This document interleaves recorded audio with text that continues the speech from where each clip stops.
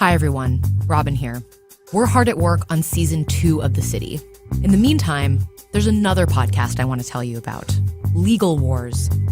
Hundreds of thousands of cases make their way through the U.S. court system every year. Most of them you'll never hear about, but a few have riveted the nation. In Legal Wars from Wondery, host Hill Harper gives you behind-the-scenes access to some of the country's most famous legal cases. You'll hear about the Rodney King trial, which sparked the 1992 LA riots, about starlet Anna Nicole Smith's battle for her inheritance, and about Hulk Hogan's challenge of the website Gawker. We've got a preview of Legal Wars here for you. In this clip, host Hill Harper explains how a case that started with an American tragedy, 9/11, went on to become a multi-billion-dollar insurance case. You can subscribe to Legal Wars on Apple Podcasts or wherever you're listening right now. Okay, here's the clip.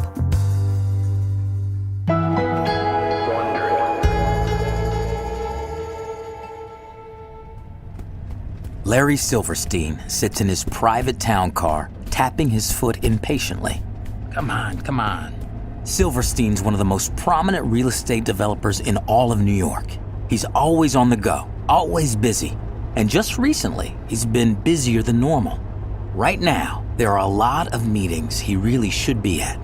But his wife insisted he go to this dermatologist appointment. She laid down the law. I couldn't argue with her. We're nearly there, Mr. Silverstein. Outside Silverstein's car window, it's a crisp summer day in New York. There's not a cloud in sight.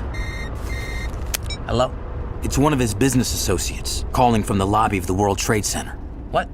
I can't hear you. Plane. When? Which tower?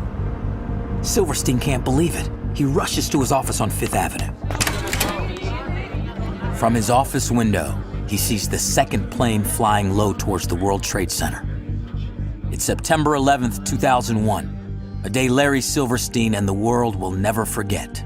Plane has crashed into the World Trade Center. Hitting the World President Trade is heading Center. back to Washington. Everyone was running out of the building. Pentagon is being evacuated. As the news reports come in, Silverstein feels numb with shock. If it wasn't for his doctor's appointment that morning, he would most likely have been up there on the top of the North Tower when the first plane struck. His children, Roger and Lisa, have narrowly avoided being there too, just because they were running late to meetings. But more than 50 of his employees were in the towers that morning, and one of them is standing in his office door. She's covered in dust. Do you need anything? How'd you get out? We ran down dozens and dozens of flights of stairs. There was so much smoke, I couldn't breathe. We just kept walking and walking and walking. Silverstein's whole body is shaking. Around him, employees are frantically trying to call loved ones. At 9:59 a.m., the South Tower collapses. The North Tower follows at 10:28 a.m. In the afternoon, Silverstein gets a call from the fire department. Mr. Silverstein, World Trade Center 7 is going to collapse as well. By the end of the day, 3,000 people have died. Among them, 4 of Silverstein's employees.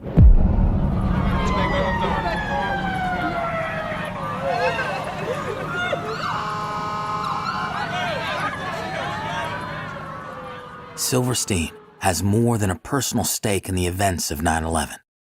Just 6 weeks before the attacks, he'd signed a 99-year lease to the World Trade Center complex.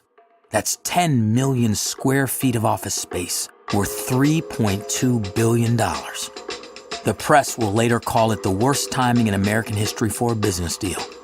And the battle over how to rebuild the site will pit Silverstein and his insurers against one another in the largest insurance case New York City has ever seen.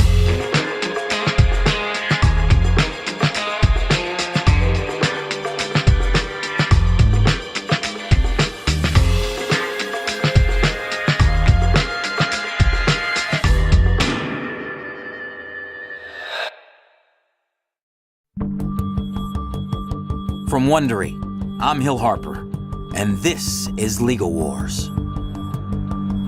September 11th, 2001 was a terrible day in American history. Thousands of lives were lost, and the country was changed forever.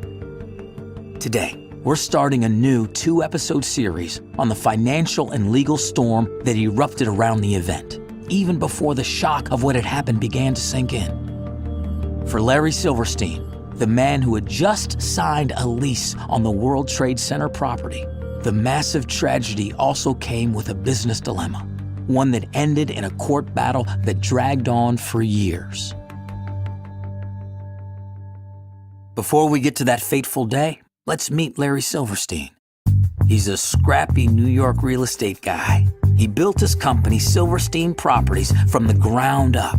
In the 1970s, he bought up a number of large office buildings in Midtown and Lower Manhattan, and won a bid to construct 7 World Trade Center, just north of the World Trade Center site in 1980. The towers have held a special place in Silverstein's heart ever since they first appeared on the Manhattan skyline in the late 1960s. The observation deck at the top of the World Trade Center. If you think the view from inside is spectacular, wait till you get outside to the roof. It's breathtaking. Silverstein had spent his childhood gazing at the skyline, and his adulthood adding to it. Not everyone likes the buildings. From the get-go, they have been compared to boxes and filing cabinets, but Silverstein never saw them that way.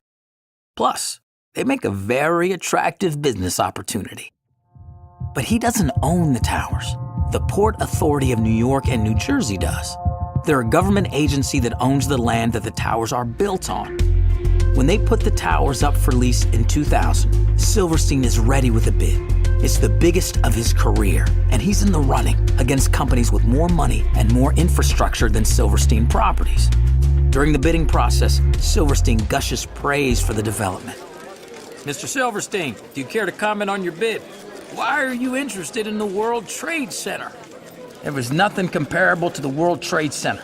It is unique in magnitude, location, prominence, and visibility.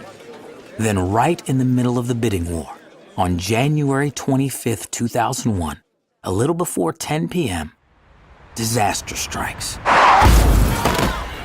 Silverstein is crossing East 57th Street near Madison Avenue when he's hit by a drunk driver. He's rushed to the hospital in agony, unable to move his leg. Later, Silverstein's in the hospital bed, a whirl of doctors and advisors around him. His hip has been fractured in multiple places.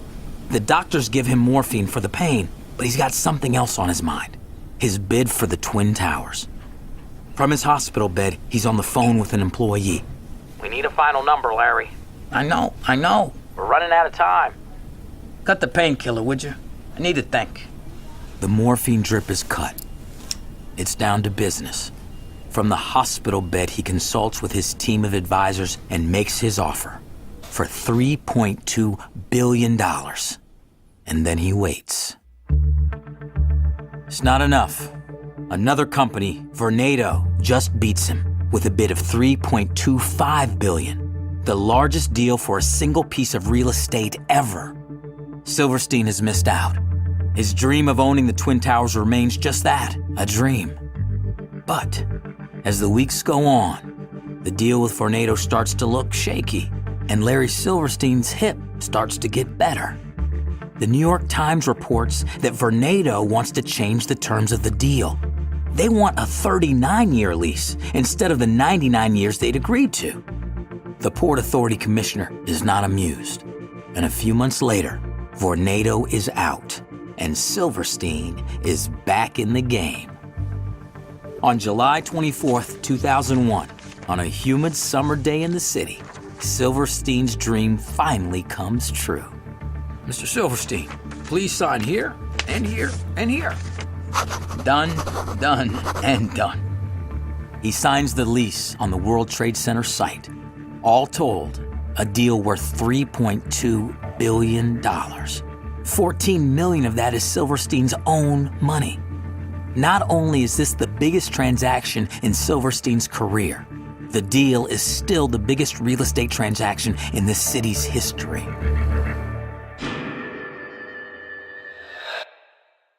That was just a preview of Legal Wars. To hear the rest of this episode, subscribe to Legal Wars on Apple Podcasts, wherever you listen to podcasts, or find a link in the episode notes.